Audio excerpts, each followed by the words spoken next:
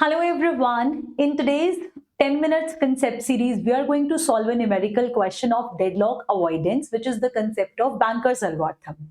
But before this concept, let me tell you one thing. Deadlock has four necessary conditions to occur. What are they? Mutual exclusion, no preemption, hold and wait, and circular wait.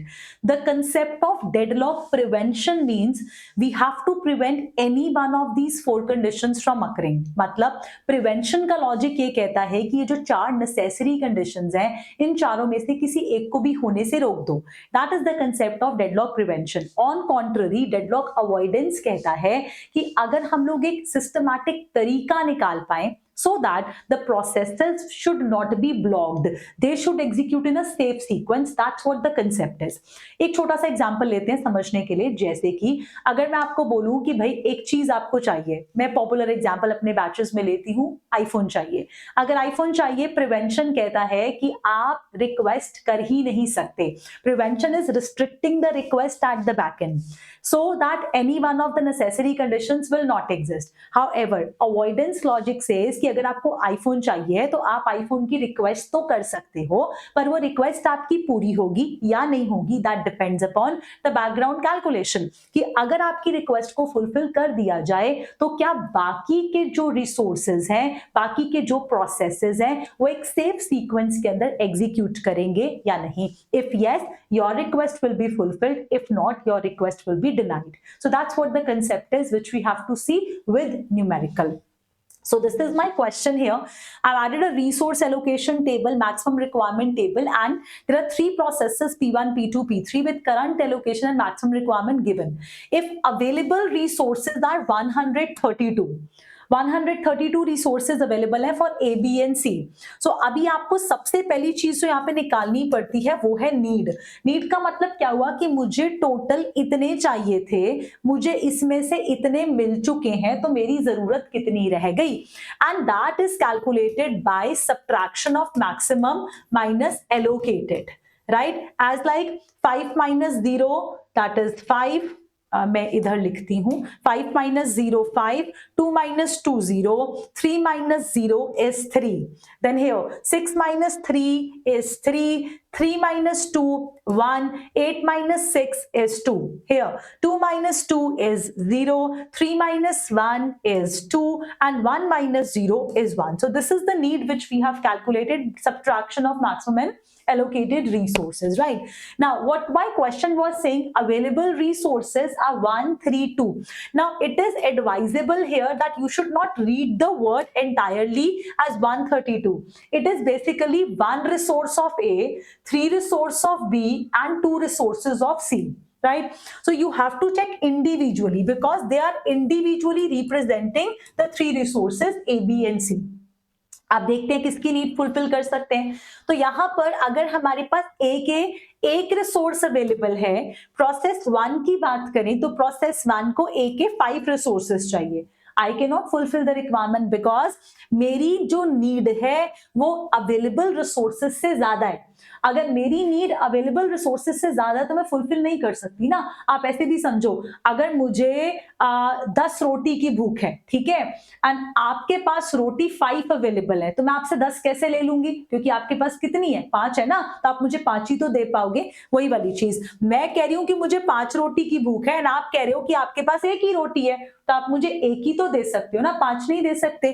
तो इसका मतलब यहाँ पे need fulfil नहीं होती. आगे चलो, आप प्रोसेस 2 पे चले गए. प्रोसेस 2 कहता है 3 रिसोर्सेज चाहिए ए के. Here we have availability of 1 only. That means this request also cannot be fulfilled. Moving further, when you go to process 3, here we require 0 resource and my availability is 1. So can I fulfill the request? Yes, I can fulfill the request. So मैं यहाँ पर request fulfill कर सकती हूँ. अब आप आगे check करो. आगे मेरे को process resource B के 2 resources चाहिए and मेरे पास available है 3. ओके, सी के मेरे को 1 रिसोर्स चाहिए, मेरे पास अवेलेबल है 2. इसका मतलब प्रोसेस नंबर 3 एग्जीक्यूट कर सकता है. When a process is executed, then it is going to release its allocated resources. जितने उसको मिले हुए थे वो छोड़ देगा क्योंकि उसको चाहिए नहीं है ना. अब करेगा क्या?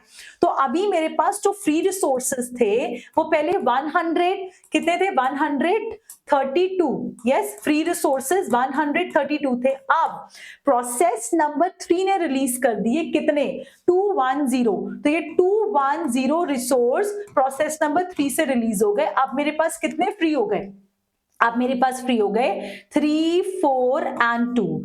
Now taking this again I have to check whose requirement I can fulfill, है ना। अब मैं किसकी नीड पूरी कर सकती हूँ, चेक करना पड़ेगा। मेरे पास 3 रिसोर्सेज है ए के, ठीक, एंड यहां पर प्रोसेस 1 को 5 चाहिए, I cannot do anything. Similarly, अगर मेरे पास 3 रिसोर्सेज है, प्रोसेस 2 को 3 चाहिए, तो कुछ हो सकता है, आगे चेक करो। मेरे पास 4 रिसोर्सेज है बी के, यहाँ पे 1 चाहिए। मेरे पास 2 रिसोर्सेज है सी के, यहाँ पे 2 चाहिए। That means after P3, P2 can execute.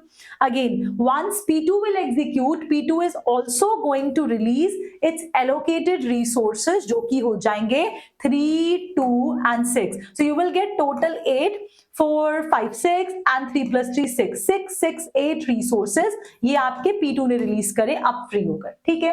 अब आप इसको लेके P1 की रिक्वेस्ट चेक करो।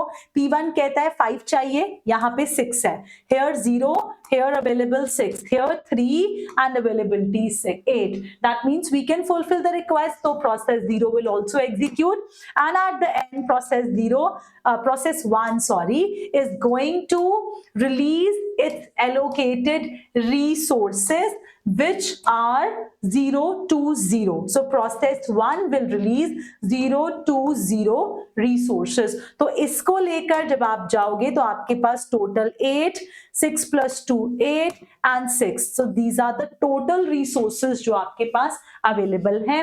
and मेरे पास एक sequence आ गई question के अंदर which is P3, P2, P1 जो कि आपके पास option number 4 में थी, राइट।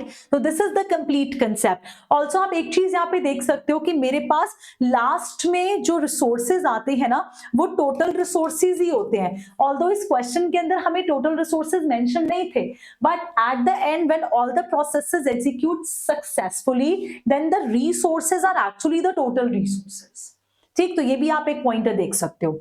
ऑल्सो एक चीज और मैं यहाँ पे एड ऑन करूंगी,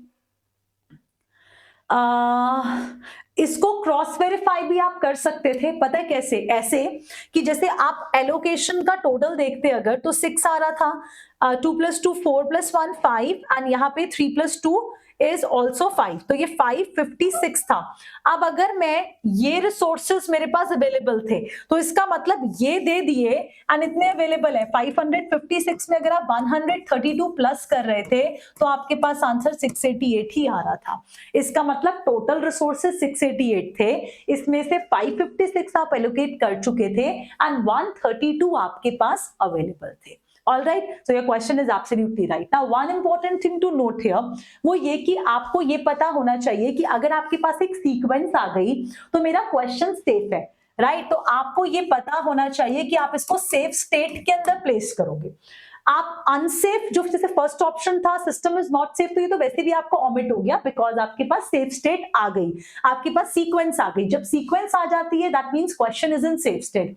वन मोर थिंग, इसके रिलेटेड आपको पॉइंटर ये भी हो सकता था, स्टेटमेंट टाइप ऑफ क्वेश्चन ये हो सकता है कि भाई ये जो सेफ एंड अनसेफ में कोई रिलेशन होता है, नहीं, इनमें कोई रिलेशन नहीं होता। तो मैं एक डायग्रामेटिक रिप्रेजेंटेशन आपको दे दूं कि लेट्स से ये वाला पोर्शन मेरा सेफ है एंड ये वाला पोर्शन मेरा अनसेफ है, राइट। तो सेफ एंड अनसेफ में कोई रिलेशन नहीं है। अगर वो सेफ है आपके पास सीक्वेंस होगी, अगर सीक्वेंस नहीं है तो वो अनसेफ है, राइट।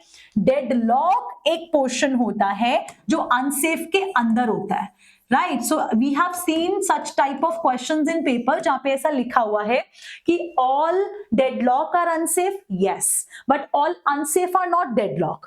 या if a process is unsafe, that really does not mean it will definitely go to deadlock state. deadlock में वो तब जाता है जब 4 necessary conditions satisfy होंगी।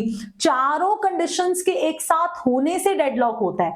अगर चारों में से कोई एक भी condition नहीं होती तो deadlock system के अंदर नहीं हो सकता. And what are those 4 conditions? Mutual exclusion, no preemption, hold and wait, and circular wait. If all these 4 conditions are existing at the same time, then there could be deadlock in the system. All right, but ऐसा case भी हो सकता है कि चारों conditions के होने के बाद भी डेडलॉक नहीं हुआ.